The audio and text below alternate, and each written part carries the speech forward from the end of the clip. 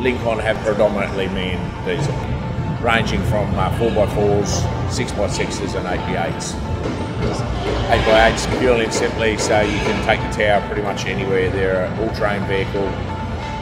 If you can't go there with that, you pretty much don't want to go there. Fuel efficiency, they're a little bit in front of all their competitors at the moment.